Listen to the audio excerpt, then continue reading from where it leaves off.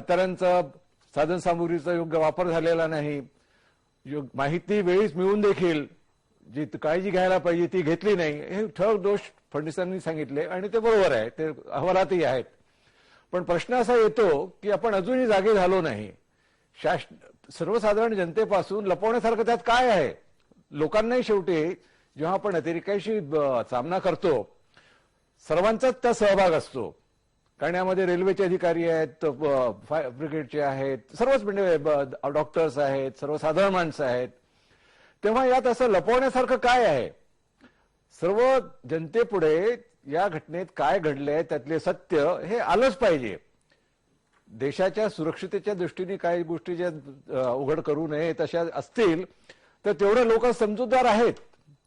कुणीही इथे मला एवढंच विचारायचं आहे, त्या अहवालात कॉन्फिडेन्शियल नोटिंग मध्ये काय होतं हे जाहीर करायचं नाही की हा सरकारचा अधिकार आहे मला माहिती आहे, पण तरी सुद्धा अशा प्रकारे कॉन्फिडेन्शियल नोटिंग समितीने दिलं होतं आणि समितीच्या सदस्यांची मी चर्चा करीन असं त्यावेळेचे मुख्यमंत्री अशोक चव्हाण म्हणाले होते. त्यांनी चर्चा केली नाही, हे कसलं लक्षण आहे? याला हलगर्जीपणा म्हणायचं की बेजबाबदारपणा?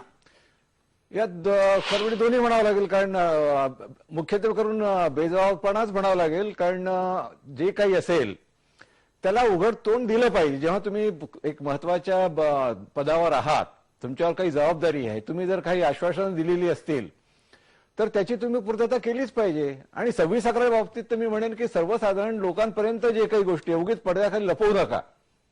कोणाकोणाचं काय काय चुकलेलं आहे सर्व लोकांपुढे येऊ द्या आणि या चुकांपासून धडा घ्या. अगदी बरोबर आहे, चुकांपासून धडा घेतला पाहिजे. मी आता ब्रेक घेणार आहे आणि ब्रेक नंतर पाहणार आहे एवढाच हलगर्जीपणा सरकारने केला असं नाहीये, आणखी अनेक बाबतीत हलगर्जीपणा केलेला आहे सरकारने.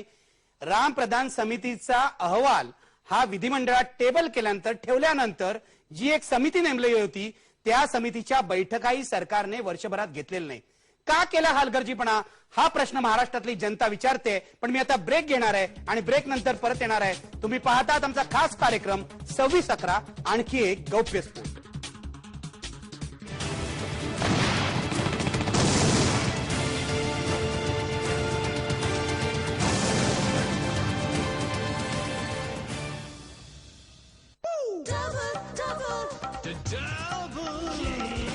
Okayak Jubilant.